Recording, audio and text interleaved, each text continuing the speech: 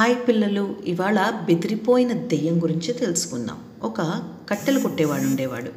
వాడి భార్య పిశాచి లాంటిది. మొగుణ్ణి కుక్క కన్నా హీనంగా చూసేది. వాడి సంపాదన అంతంత మాత్రంగా ఉంటే అదంతా తానే కాజేసేది. వాడికి సరిగ్గా తిండైనా పెట్టేది కాదు.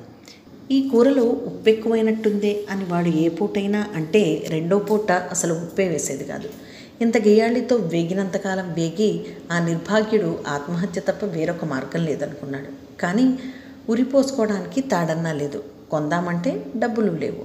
అంచేత వాడు సంపాదించిన దానిలో కొంచెం డబ్బు మిగిల్చి ఒకచోట దాస్తూ వచ్చాడు. అది కొద్ది రోజులకే పెళ్ళాం గ్రహించి, ఈ డబ్బులు నీకెక్కడవి, వీటిని ఎందుకు దాస్తున్నావు? స్నేహితులతో కలిసి తాగుదామనా అని అడిగింది. అదేమీ లేదే, తాడు కొనుక్కుని పురిపోసుకుందామని అన్నాడు మొగుడు. ఈ మాట వింటూనే ఆ గంపగేయాళి తన మొగుడు మీద అమ్మశక్తిలా పడి రక్కి పీకి చావచెత్త కొట్టేసింది. ఇక లాభం లేదనుకుని కట్టెలవాడు మర్నాడు తెల్లవారుజామునే లేచి అడవి గుండా కొండలకేసి బయలుదేరాడు. అయితే మొగుడు బయలుదేరడం పెళ్ళాం చూసింది. చూసి వీడి ఎత్తు ఏమిటో చూడాలి అనుకుని మొగుడు వెనకగా తాను బయలుదేరింది. పెళ్ళాం తనను వెంబడించడం గుర్తించి కట్టెలవాడు, భగవంతుడా, నాకు ఈ పీడ నుంచి విముక్తి లేదా అనుకున్నాడు. వాడు ఒకచోట ఆగి గొడ్డలు తీసి కట్టెలు కొట్టడం ప్రారంభించాడు. ఆ పని మీదే తాను బయలుదేరి వచ్చినట్టుగా. వాడి పెళ్ళాం వాడికి కనబడే దూరంలోనే దేనికోసమూ వెతుకుతున్న దానిలాగా ఆ పొదలోకి ఈ పొదలోకి చూడసాగింది.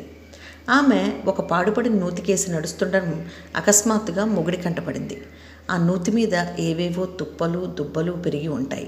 కొత్త వాళ్లకు అక్కడున్న నూయి కనిపించదు. తన పెళ్ళం పొరపాటున ఆ నూతిలో పడితే కట్టలు కొట్టేవాడు పెద్దగా చింతించిన అవసరం లేదు. అయినా వాడు మంచివాడు కావటం చేత అక్కడ పాడుపడిన నుయ్యి ఉన్నది జాగ్రత్తే అని కేకపెట్టాడు. నన్ను భయపెట్టి ఇంటికి పంపేసి ఆ తర్వాత ఏదో చేద్దామనుకుంటున్నాడు, నేనేమైనా మోసపోయేదాన్నా అనుకుంటూ కట్టెలు కొట్టేవాడి పెళ్ళం మరీ 2 అడుగులు వేసి నూతిలో పడిపోయింది. నీ కర్మ అనుభవించు అనుకుని కట్టెలవాడు తన గొడ్డల్ని తీసుకుని ఇంటికి తిరిగి వెళ్ళిపోయాడు. ఆ రాత్రి వాడు సుఖంగా నిద్రపోయాడు. కానీ మర్నాడు లేవగానే వాడి మనసు పీకనారంభించింది.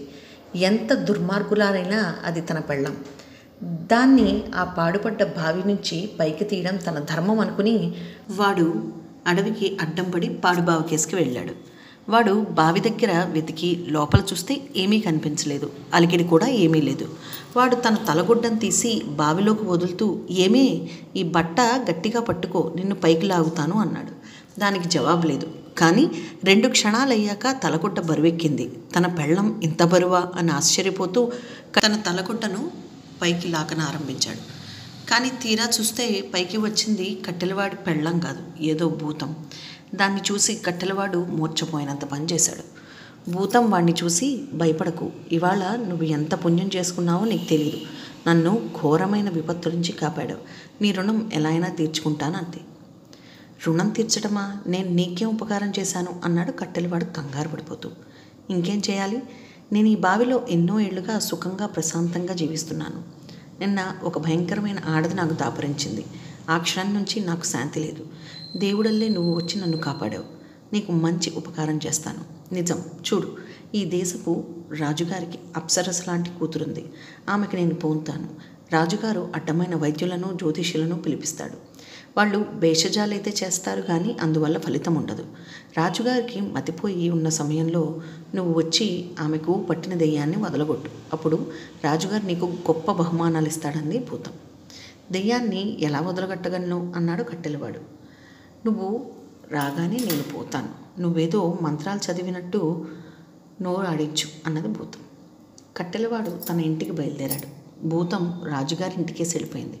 కట్టెలవాడి భార్య గురించి ఎవ్వరికీ పట్టలేదు. క్షణాల మీద భూతం రాజభవనానికి చేరుకుని రాజకుమార్తెను ఆవహించింది.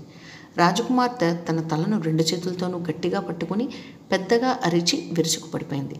దాసీలు ఆమెను శయ్య మీదకి చేర్చారు.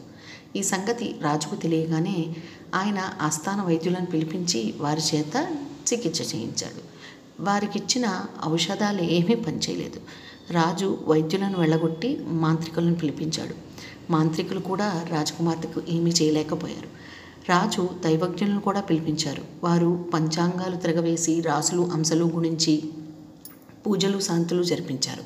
కానీ రాజకుమార్తెకు అందువల్ల ఏమీ మేలు జరగలేదు. ఏ విధంగానూ తన కుమార్తె స్థితి బాగోపోయేసరికి రాజు తన కుమార్తెకు సరైన చికిత్స చేసేవాడికి ఆమెనిచ్చి పెళ్లి చేసి తన అనంతరం రాజును చేస్తానని చాటింపు వేయించాడు. ఈ లోపల కట్టెలు కొట్టేవాడు తన ఇంట్లో హాయిగా ఉంటున్నాడు. వాడి దరిద్రం ఎప్పుడూ ఉన్నది, కానీ భార్య నుంచి విముక్తి పొందిన ఆనందంలో వాడు మునిగి తేలుతున్నాడు. భూతం గురించి, అది రాజకుమార్తెను పట్టడం గురించి, దాన్ని తను వదిలించి రాజుగారి నుంచి బహుమానం పొందడం గురించి వాడు పూర్తిగా మర్చిపోయాడు. ఇంతలో వాడికి రాజుగారి చాటింపు వినవచ్చింది. అది వింటూనే వాడికి భూతం చెప్పిన మాటలు గుర్తొచ్చాయి. వెంటనే వాడు చాటింపు వేసేవాడి వద్దకు పరిగెత్తుకుంటూ వెళ్ళి, రాజకుమార్తెకు నేను చికిత్స చేస్తాను, ఆమెకు ప్రాణాపాయం కలగకముందే నన్ను రాజభవనానికి తీసుకుపోండి అన్నాడు. కట్టెలవాణ్ణి రాజభవనం చేర్చారు. ఈ పేదవాడు తన కుమార్తెకు చికిత్స చేయడం అసంభవాన్ని రాజు కనిపించినా ఆయన మనసులో కొంచెం ఆశ మొదలుకెత్తింది. ఏ పుట్టలో ఏ పాముంటుందో అనుకున్నాడు ఆయన. కట్టెలవాడు రాజకుమార్తె ఉన్న గదిలోకి వెళ్ళాడు.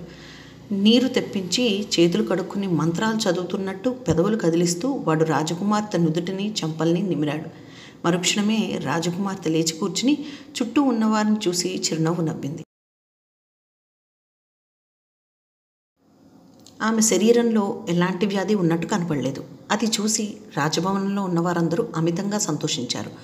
రాజుగారు అన్న మాట నిలబెట్టుకున్నాడు. ఆయన కట్టెలు కొట్టేవాడికి మంచి బట్టలు ఆభరణాలు పెట్టి అలంకరించి అతని గౌరవార్థమై గొప్ప విందు చేసి తర్వాత అతనికి తన కుమార్తెనిచ్చి వైభవంగా పెళ్లి చేశాడు. తన మొదటి భార్యతో కాపురం చేసిన కట్టెలవాడికి రాజకుమార్తెతో కాపురం చేయడం స్వర్గంలో ఉన్నట్టుగా ఉంది. రాజకుమార్తెను వదిలిపెట్టిపోయిన భూతం పొరుగు దేశపు రాజకూతుర్ని పట్టింది. దానికి రాణివాసాలు చాలా సుఖంగా ఉన్నాయి. పొరుగురాజు కూడా తన కుమార్తెకు రకరకాల చికిత్స చేయించి విఫలుడయ్యాడు. ఇంతలో ఆయనకు వార్త తెలిసింది. తన పొరుగును ఉన్న రాజకూతురికి కూడా ఇలాగే జబ్బు చేస్తే ఎవరో వచ్చి రక్షించాడుట. ఆ రాజు తన కుమార్తెను అతనికే ఇచ్చి పెళ్లి చేశాడుట. వెంటనే ఆయన కట్టెలవాడి మామగారి దగ్గరకు ఒక దూతను పంపాడు. దయచేసి మీ అల్లుణ్ణి పంపండి, అతను నా కుమార్తెకు చికిత్స చేసినట్టయితే నా కుమార్తెను కూడా అతనికి రెండవ భార్యగా ఇచ్చి పెళ్లి చేస్తాను అని రాజుగారు మాటగా దూత తెలిపాడు. మామగారి అనుమతితో కట్టెలవాడు పొరుగు రాజకుమార్తె వద్దకు వచ్చి పూర్వంలాగే చేతులు కడుక్కొని రాజకుమార్తె నుదురు చెంపలు నిమిరాడు. మంత్రం చదువుతున్నట్టు పెదవులు కదపసాగాడు. కానీ భూతం వదలకపోగా కట్టెలవాడితో రహస్యంగా, నువ్వు చేసిన ఉపకారానికి ప్రత్యుపకారం ఇదివరకే చేశాను, నేను ఈ పిల్లను వదిలిపోను, పిచ్చి వేషాలు వేశావంటే నీ పెళ్ళాన్ని మళ్ళీ పట్టి నీ రోగం కుదురుస్తాను అని బెదిరించింది. కట్టెలవాడు భూతంతో, నాకు ఈ పిల్లతో పనిలేదు, కావస్తంటే నా భార్యను కూడా తీసుకో, నేను వచ్చినది నా మొదటి భార్య నుంచి తప్పించుకోవడానికి. ఆ రాక్షసి ఎలాగో బావి నుంచి తప్పించుకుని నన్ను వెతుక్కుంటూ రాజభవనానికి వచ్చింది, ఇక్కడికి కూడా నా వెంట పడి వస్తున్నదని అన్నాడు. భూతం కట్టెలవాడి మాటలు పూర్తి కాకుండానే రాజకుమార్తెను వదిలి పారిపోయింది. అది ఎటుపోయినది, దాని సంగతి ఏమైనది విన్నవారు లేరు. కట్టెలవాడు మాత్రం రెండో రాజకుమార్తెను కూడా పెళ్ళాడి 2 భార్యలతోనూ సుఖంగా ఉన్నాడు. ఈ కథ మీకు నచ్చినట్టయితే లైక్ చేయండి, షేర్ చేయండి, సబ్స్క్రైబ్ చేయండి.